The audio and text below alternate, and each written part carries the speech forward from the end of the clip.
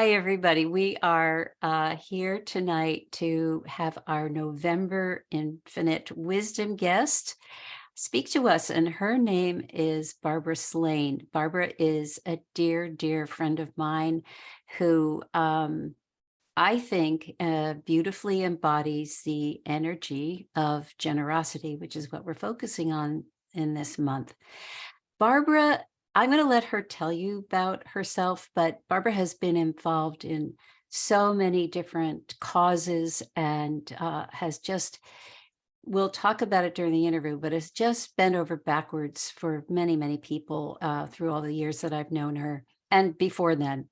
So I am so happy to introduce you to Barbara. Say hello. Hi, everybody. I'm really honored, and it's so much fun to be here with you, Hope, in this capacity. So thank you. Well, I honestly, when I chose generosity for this month, I said, now who is going to, who could that possibly be? And it was like, duh, it's Barbara. So let's talk a little bit just about you, about your, where you came from. And I mean, do you acknowledge that your first instinct is to be a helper in the world? That is my instinct. Probably born out of empathy for different areas that people struggle, and not always having the resources and then doing the research. But yes, if I can help in any way, then I want to.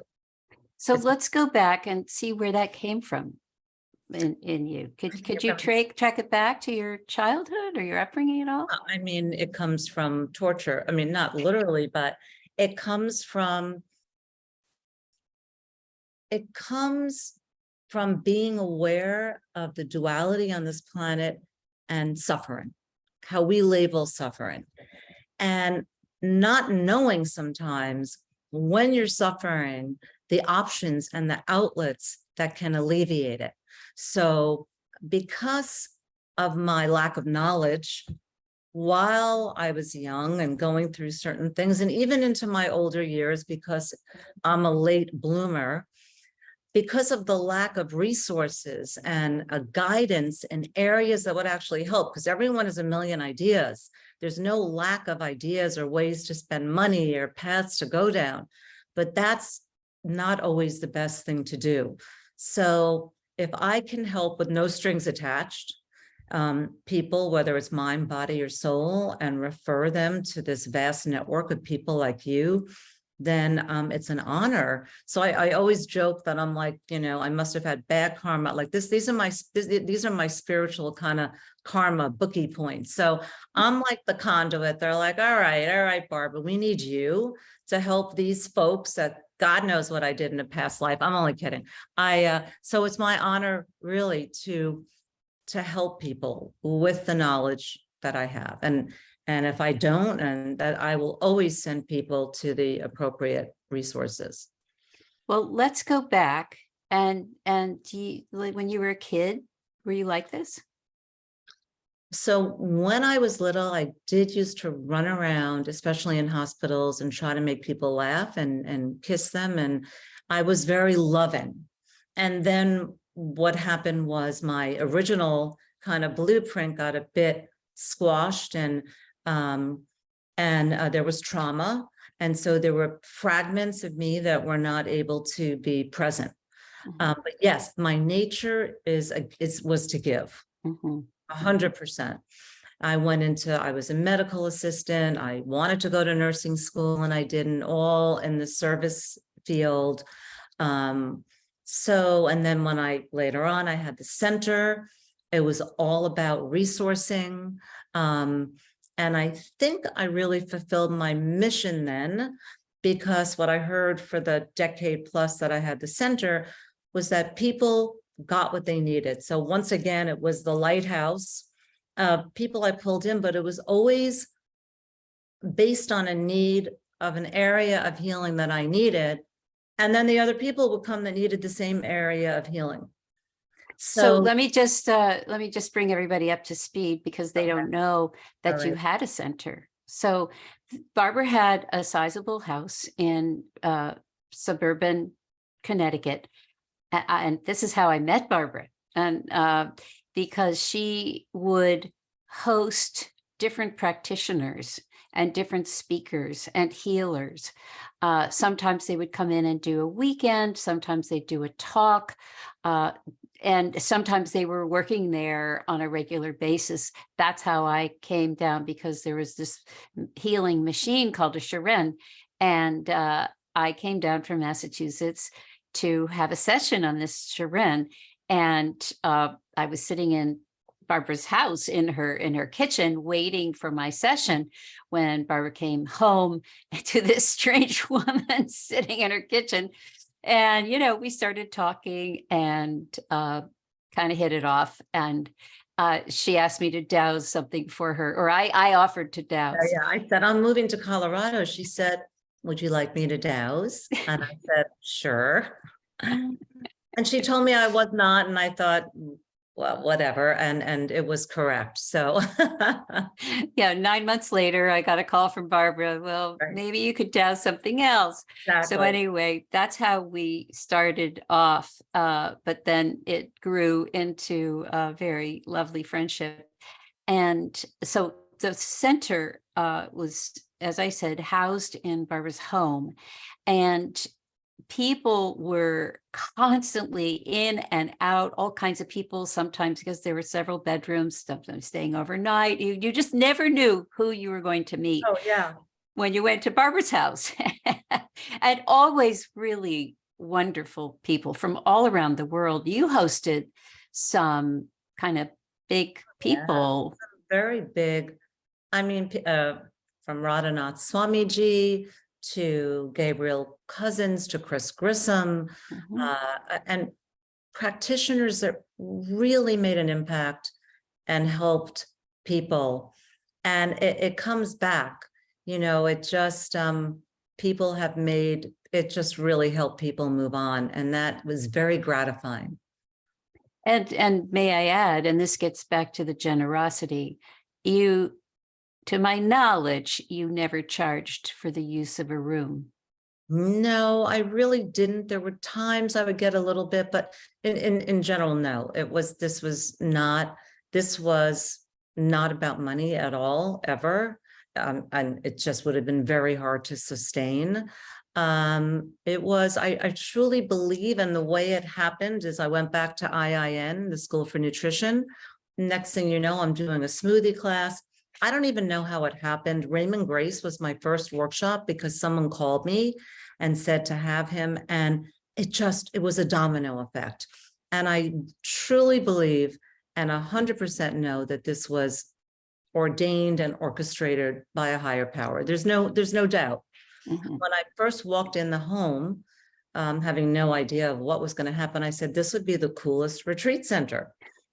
And it was the memories there, what happened there. Roland Comtois, God, we did his groups of 8, every 3 months. It was really great. It wasn't all, waltzing through the tulips. There were a lot of strange people. Looking back, it was kind of comical, and a lot of lessons learned about discernment for me. And Mhm. that's what I try to help people with, because when you're vulnerable and when you're really looking, it's easy to just be kind of pulled in a lot of different directions that it might not be the best thing for you. It certainly wasn't the best thing for me a lot of the time. Yeah.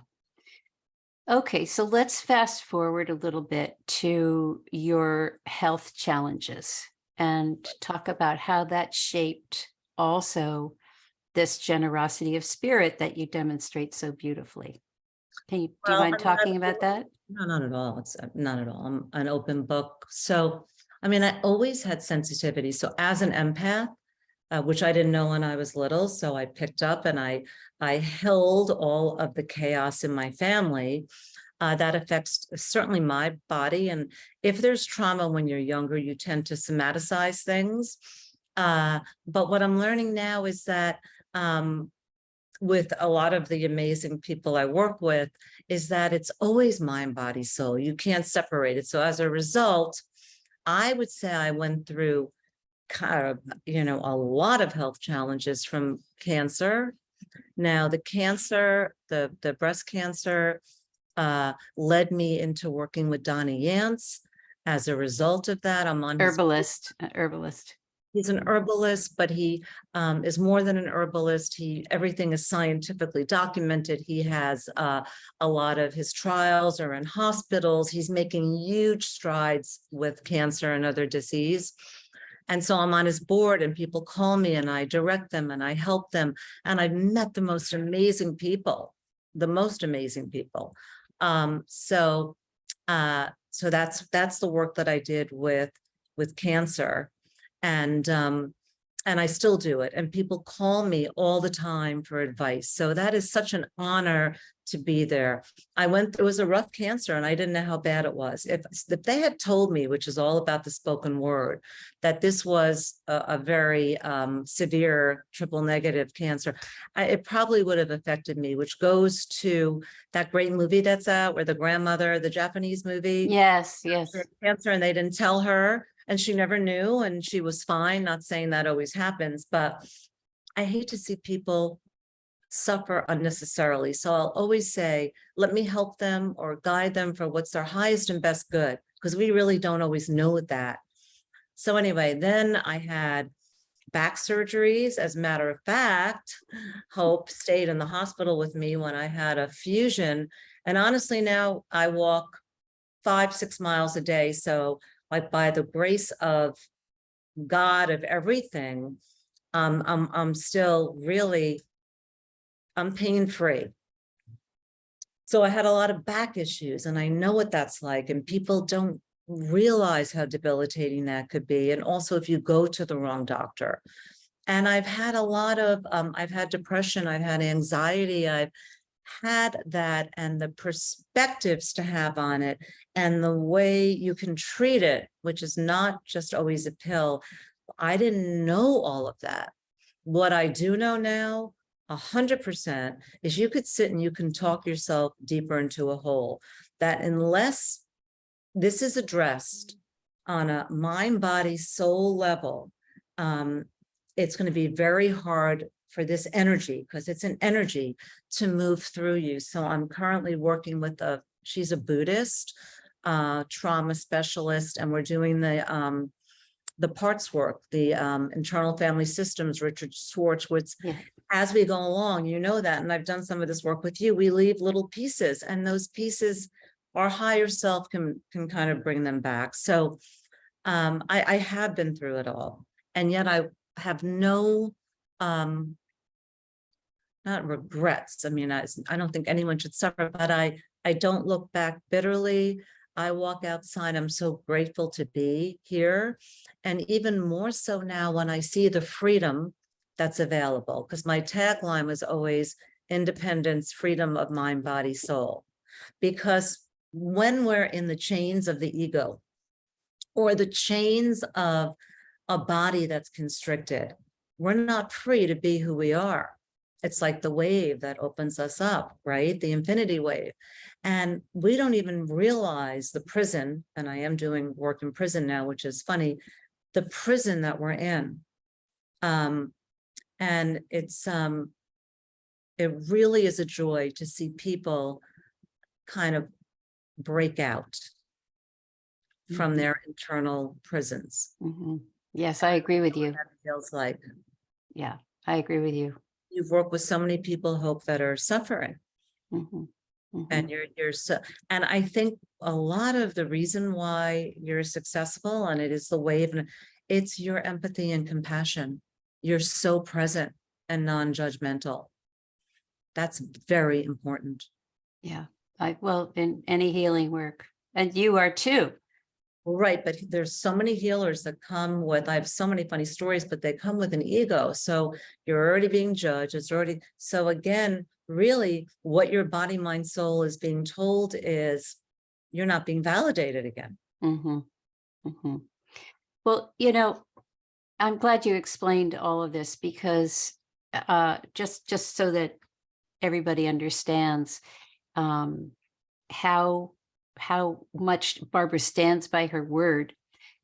You could be with Barbara on any given day, and the phone will ring, and it'll be a complete stranger calling with a cancer question, or fill in the blank what the question is. And Barbara will stop what she's doing and pick up with that person, and just like straight like an arrow. Yes, you go this way and this way. You try this. You take this supplement. You do, and this is not done with any kind of fee or anything. It's freely given. This is generosity of spirit. This is somebody who takes their experience and passes it forward, really, in such a selfless way. And it's not everybody who does that. And so this is why you're our person this month. Oh, But I wanted to ask you, where do you think generosity comes from? love. I think it comes from seeing the love in each other. I really, it's God, it's love. I mean, if you think about Jesus, there is no one who he wouldn't want to help. He couldn't help everybody. But where did that come from? It came from a higher place, the infinite universe of love, right? Which is, it sounds so simple, but that's really what it's about. So nothing feels better than to help someone. It's people will say, oh, you're doing this. I'm like, it's really very selfish, because it feels so good. You get it back tenfold. So I don't look at it like, oh, wow, look what you're doing. I seek, I say, let me serve. What can I do? Please show me. I want to make a difference. I want to serve. But generosity is a double-edged sword. And I've learned that also, because if you're overly generous to people, then it has to be within a certain boundary context. If you're overly generous, then people expect it, and there can be resentment. So I've learned a lot of hard lessons along the way. Yes. And that's okay too. I have too. You think that old saying, the path to hell is paved with good intentions. And there have been so many times when I've just gone above and beyond for a certain person, only years later to have it, come back and slap me in the face. I wouldn't have changed anything. I would still have done what I did, but I am a little more careful going forward. It's interesting, because I've had to question myself with where do you stop? And is there any ego involved in like how I'm going to help this person no matter what, as opposed to saying, show me, guide me, what do they need? And then allowing, like, whatever grace has to take place. It's like end of life work. It's not about always doing, it's about being, and getting yourself out of the way, which I learned as a Reiki master, getting yourself out of the way so the larger knowledge and grace can come in. And so it can be tricky. For example, my daughter has a lot of issues, and because I always want to fix it, it makes it worse sometimes. So the question is, why am I? Maybe it's better if I step out of the way sometimes and allow something else. And with loved ones, it's really tricky to know the boundaries, because you want to help so much that it actually can work in the opposite way. Yeah, exactly. So, I mean, yeah, because Jesus wasn't I don't know why I'm quoting Jesus so much, but he wasn't standing there saying like, and take the D and the C and the B, and he was just like, here it is, this is it, and peace, kind of a thing. But there's a lot of grace in being generous and doing it the right way. Well, this is kind of what I was getting after, there really is infinite source, right? There's infinite source that we get to open to and be a conduit of. That doesn't have to do with ego because it's a flow through, like you're explaining. And if infinite source is infinite abundance, right? So when a cup floweth over, then there's nothing, it's just turn on the fire hose and have it, because it's not really costing me anything. I'm just that conduit for, you are just that conduit, right? For that infinite abundance. And that's when it feels so good. Like if we reverse it, fear will push our ego to do things. So let's say a family member's sick, and instead of sitting back and coming from more of a Buddhist perspective, we're now reacting out of fear, which is more doing than being, then we're not helping. It's even an end of life work, which is what I do. If you go in there and you're like, your fear is running the show, you're not helping that person at all. And so, right, we want it to come from that higher place and not from a place of control. Right. Or being in any way having an attachment to anything. That's the key. Yes. That Yes. is the key. And so there's a very close friend of mine dying of cancer. I've been her every day. I speak to her, and she will call me, and the conversation will range from death to let's go shopping for boots. Or now what I say, why are you spending $800 on boots if you're might not be around? No, of course not. And would I say you're having expectations that are not real? Of course not. Like, it's following the flow. Mm-hmm. It's like the wave. It's Mm-hmm. following that flow and allowing it to flow through you. But it's very hard with your close loved ones. That's where it's hard with children. When you see people doing something and you think although basically at that time you're saying, I know this is wrong, and you're putting that energy towards them, it actually can create the opposite effect. Mm-hmm. Mm-hmm. Yeah, I've had to stub my toe on that myself with certain loved ones. I think this is so fascinating. You said something earlier about being in gratitude, and I see generosity as the action step of gratitude. I love that.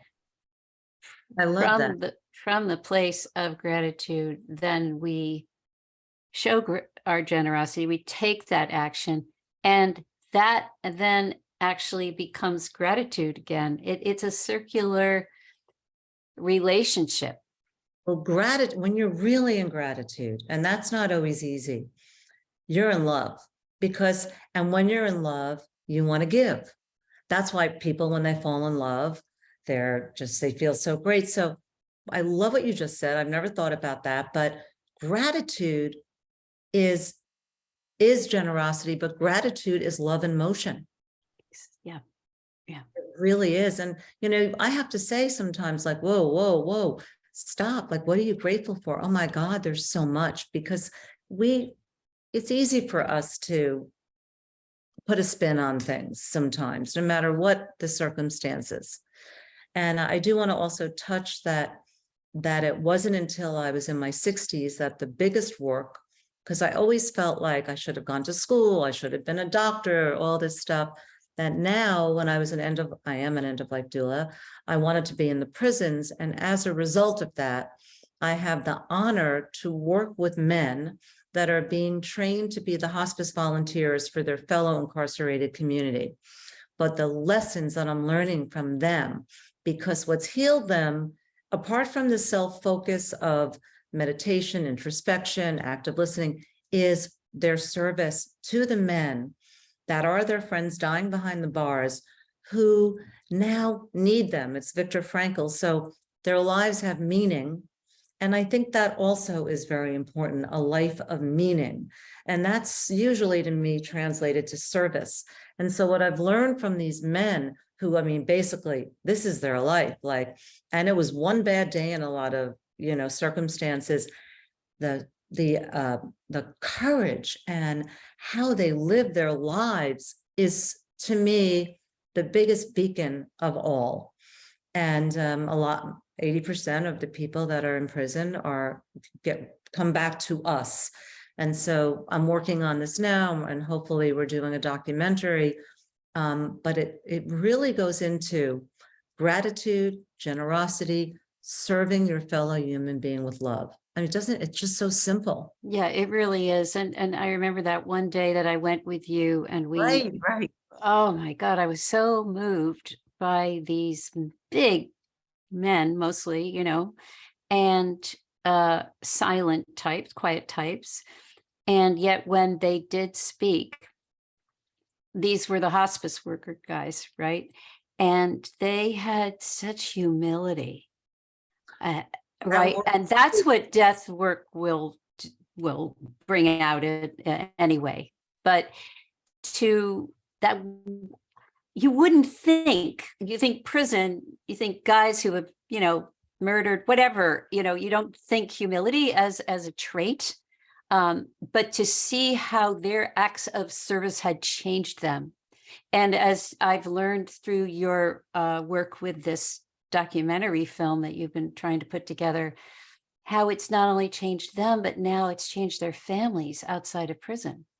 Yes. And they're standing within the prison. So it's the ripple effect. Yeah. What Jack said is, when I was incarcerated, my family was. So now they're redeeming themselves, and at their graduation, their loved ones come in and they're like, there's another way. I don't have to follow in these footsteps, and look at the transformation. This is what I feel.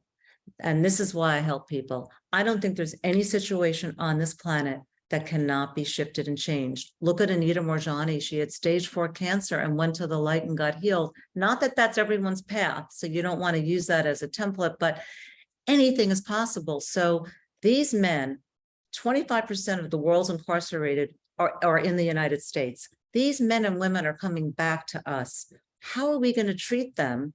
Because in a way, as Fleet Mall, who started hospice, said, it's a shadow side of ourselves. They're throwaways. They're not throwaways. They're amazing people that just had a lot of bad luck. And we're not talking about serial killers or psychopaths. And I never can even say what their life or karma is about. And there was a man that I interviewed who did kill his girlfriend, and I sat with him. I mean, if you were to meet him, he was the kindest, most amazing soul who served his time in hospice and prison, and doesn't regret one day in his life except for that day that brought him to the place where he could serve. And so that I had a hard time wrapping my mind around with total empathy, but we really need to start to look at everyone as brothers. We have to give a face to the faceless.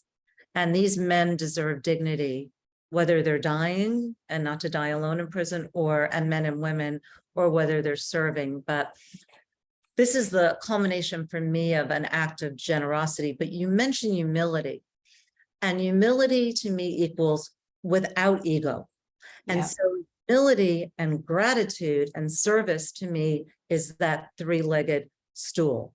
If you have those 3, you're golden. But like you always say, Hope, yes, and we go in and out of that all the time. I mean, I'll be saying, oh my God, you thought you were so spiritual and so nice. You just did something that was so not evolved. And then you self-correct and you keep going, because we're so imperfect. And if we set ourselves up to a standard that is not really something that we can attain because of our humanity, then we're actually doing ourselves a disservice, because we're punishing ourselves, and we are that little piece of divinity of God. We have to love ourselves first, because if we don't, we're not respecting the doctrine that we want to live by. And yes. And sometimes the way we learn to love ourselves is through generous acts of service. 100%. Nothing feels better. It's through the doing, right? Totally. Yeah. That's how we go, oh, that's who I am. That's who I am at my core. I am a generous person in service. And it just comes back and warms the engine, and and then it just keeps going. It does. Um, It's just, it's funny. I had a birthday recently, and I do love birthdays just because, that's the one day you get paid attention to when you're little. But I realize why people love it. Think about prayer and the power of prayer. And that day, everyone's thinking, wow, it's Hope's birthday. I love Hope. It's the energy is so positive that's coming in your direction. So if we could all do a little bit more of that, then things yeah, would be a lot better. you're so right. You're so right. Okay, I'll be wishing you happy birthday every For the day of rest the of the year. year, please. Oh gosh.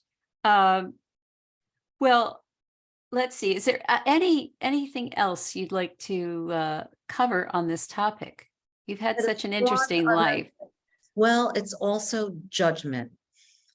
I work on that too, because you're not humble when you're judging. Mhm. And that usually is coming from a lack of something in oneself. So again, if I'm thinking about just trying to be the best person that I could be, these are the areas that I work on. But when we give, I never, and this is the good thing, except maybe with a friend where I could get hurt, but I never expect it. It's just literally forgiving. There's never anything attached. And I think I came in ready-made that way. I really do.